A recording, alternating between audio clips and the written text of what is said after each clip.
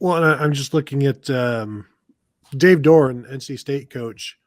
I think is the guy That may be the guy who kind of blew the whistle on this because he was asked.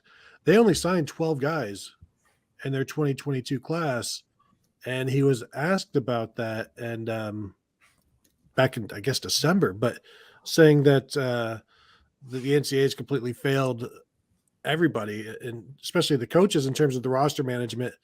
That to have this as a 1 year thing doesn't make sense when you granted 5 years of players this gift, and then to only allow it to extend 1 year. Like that's not how it was ever explained to us.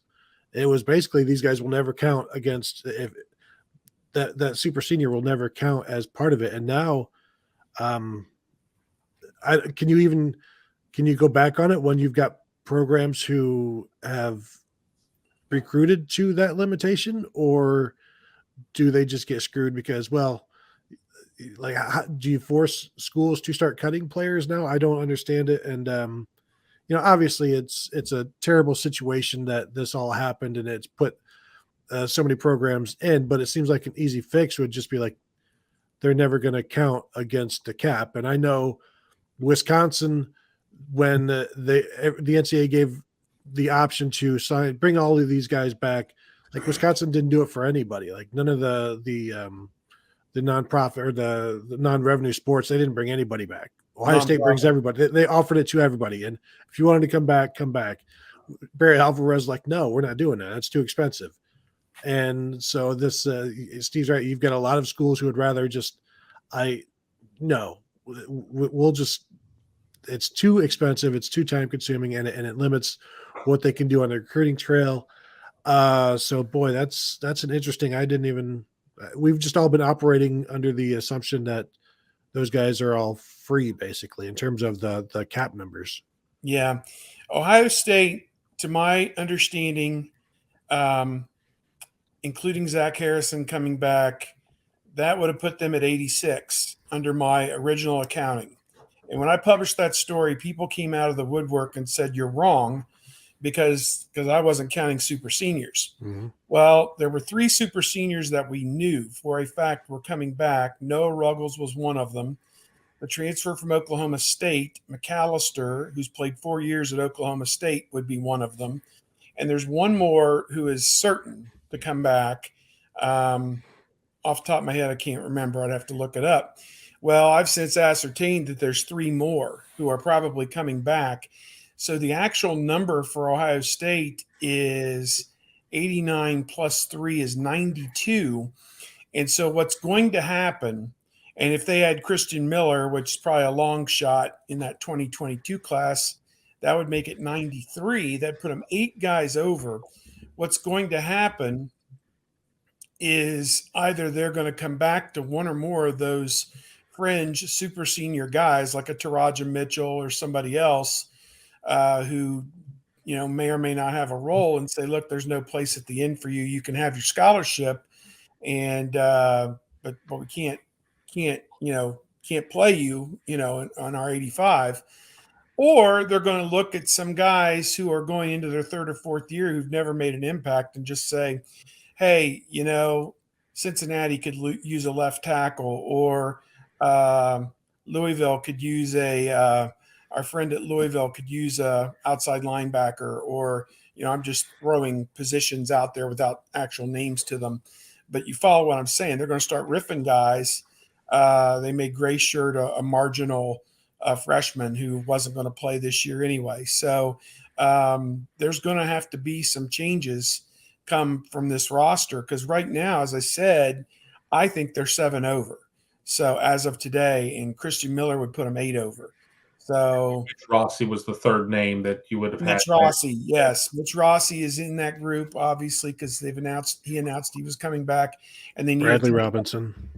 Yeah, Brad Robinson. I'm not sure if he's on scholarship or not. I don't know if he's on scholarship. I don't know either. I just assume he is because he's been your starter for 3 years. Yeah, but he also might be on a doctorate scholarship because he's been in college forever.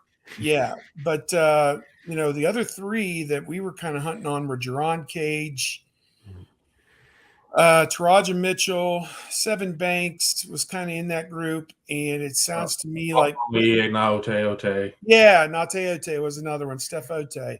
So Ote. So I think those three are working out.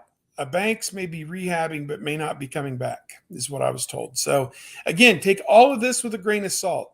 Ohio State internally is working to audit its numbers. They are not over as of today. The day that they would be over is June 8, 9, 10, when those last 10 or 12 incoming freshmen who did not enroll early, they show up. They've got to go under the 85 at that point. You got to be no more than 85 on that day because you can't pay for more than 85 people on scholarship at any one given time, is the way I understand it. So, there could be some wiggle room here or there, or whatever, but this is all uncharted territory. I think the NCAA is going to be called to the carpet, as Dave Doran started that. I think as the AFCA gets involved in this and uses its bully pulpit to say, look here, Indianapolis, we need you to fix this. Give us 3, give us 4, give us a few slots. And maybe it's a sliding scale where this year you get 5 and next year you get 4, following year you get 3, something like that, because that would make more sense to me. It wouldn't surprise me to see where we sit here on January 26th and what we're talking about on April 26th looking different, because I think that there is going to have to be some relief. And you know what? And I'm not going to pick on the have-nots in college football because it's very easy. And then I end up getting a direct message from somebody saying, I went to school there. How dare you pick on them? But, these schools that aren't up for necessarily wanting to compete with the big boys, which again is why I think we're going to need to see a split in Division I FBS, because you've got the two sides of the coin here. But, I think that there are going to be enough teams there that are the revenue makers of the sport that are going to say, so you're telling us that we have to sit there and just kick kids out of the program, essentially, is what it is. You're kicking kids out of the program. Hey, there may be a better opportunity for you elsewhere. Where? That's not my problem. That just really seems to go against the mission statement on a situation that was out of everybody's control. You sit there, you give them a little bit of leeway last year, and then you're just going to sit there and cut it out cold turkey. That just kind of seems to be a bad look. And as the NC2A moves further and further toward being like, well, we just want to push this all onto the conferences and everybody else. We don't want to be the ones making these decisions. Well, bully up and make a decision, because you're dealing with, you already have a portal where you're going to have a lot of young men and women enter over various sports, and they're never going to find a home and see their careers come to a sudden and abrupt halt. Let's not screw up another thing. But you even said it's between the haves and have-nots. I might have to disagree, because I just mentioned Barry Alvarez not wanting to pay for people. They are part of the Big Ten, and if you are part of the haves, you need to spend, because you are raking in all of this money. And how long did we say that about programs like Purdue and whoever would just bring in the money and not do anything with it? It's like you eventually have to start using it and spending it and putting it to good use for, it's the football program bringing it in. So you might want to put it back out there.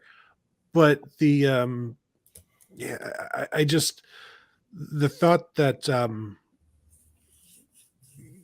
not bringing these people back or having to cut them, Ohio State will get down to whatever number they need to get down to. Spring football has that way where players learn where they are.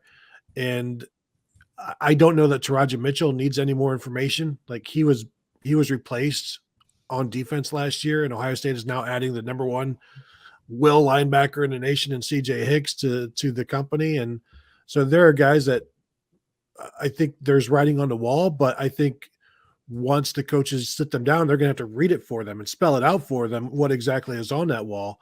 And then once you go through spring football and you see this guy is there are 3 defensive linemen and probably 3 offensive linemen that should no longer be at Ohio State. And they'll realize that eventually. And there's a couple other players that, even a guy like Cameron Babb, who has fought through so much, if you have to get down to 85, can you afford to keep him around? And that's some of these thoughts that you're going to have to, you've got to put these guys, you got to rank the guys in terms of who can we let go? Who do we not need to not want to let go? Obviously, you want Cameron Babb to have every opportunity to eventually play for Ohio State. He has been injured so often and torn his knees up, almost every year. You don't want to, like, if he's fighting back to come back and play, you want to give him an opportunity. It would be a really bad look to have him do all of this and be like, we don't have a spot for you. We thought we did. Blame the NCAA. It's like, no, you can't blame the NCAA. I mean, you can, but it's Ohio State who is telling him no and letting somebody else have his scholarship. What's the penalty for trying to go with more than 85 players? Nobody knows. Nobody's ever tried to do it before. We all worry, oh my God, how are they going to get it down to 85? They always do. They always do. Well, Ohio State got dinged for it under Meyer. They went a few months with more than 85 on scholarship. I don't know what part of the calendar it was. And they basically came back and told them, you're going to have to go down to 83 or 84 for one season, which they had to do. So that was the penalty. You had to go down a man or two for another full season. So, yeah, it happened. But wasn't that for the 2011, the Chatgate stuff? I don't remember. They went down to 82 for 3 years, I think. Well, that was related to that, but Meyer was also over. He was dinged on a secondary violation for being over. But they don't do a good job of, I mean, again, what they tell the staffs and the programs is different than what they're going to tell us, which is about nothing. Because you say June 8, June 9, June 10. I always was under the belief that you had to be under by the start of fall camp. That was always my belief.